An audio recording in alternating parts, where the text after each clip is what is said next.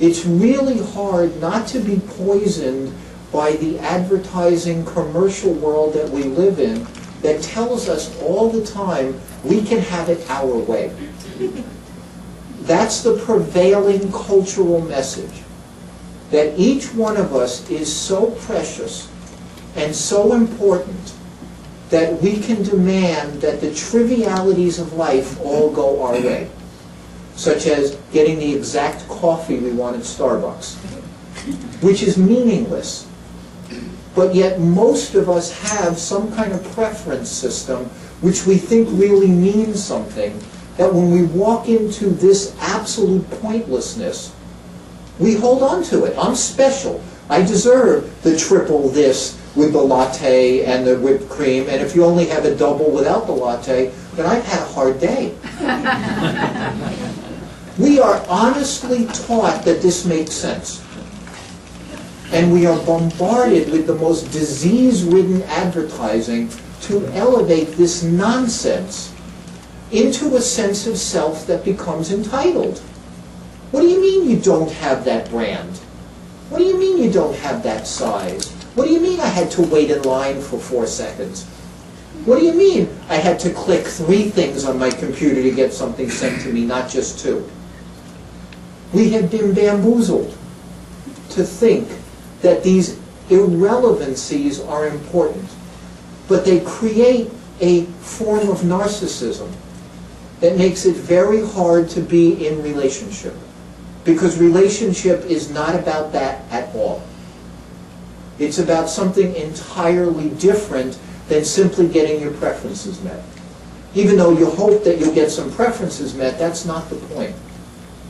But the deepening of relationship and the commitment and the ability to love in some ways only begin when you understand that that person is only partly there to give you what you want.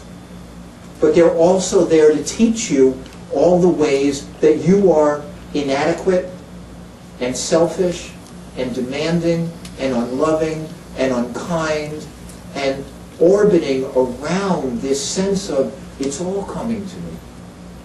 So partly this is an advertising gimmick, and partly it started with sneakers about 30 years ago, when they found out that they could take Converse All-Stars, which sold for $25, and substitute Nikes and other sneakers where they could sell them for $50 and tell you you were getting a special sneaker.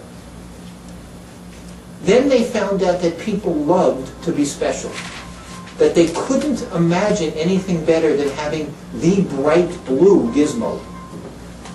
And that bright blue gizmo meant that somehow they were a more loved or rewarded human being. There's nothing wrong with this until you forget that that's not what it's like with people. People are not here to give it to us our way.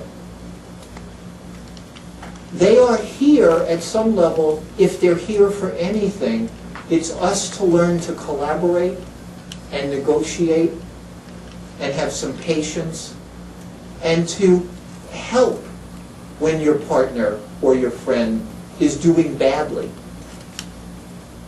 It's like we can be intimate with a couple of people so that when we're at our worst, there's some safety.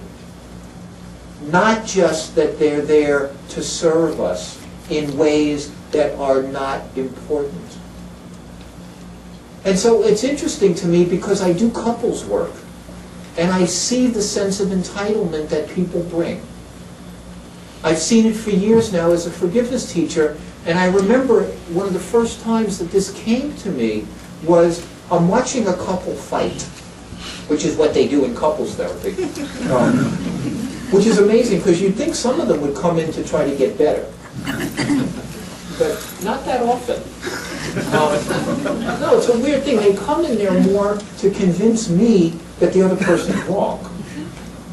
Like, come on, take my side and agree that the reason we don't get along is he keeps the toilet seat up.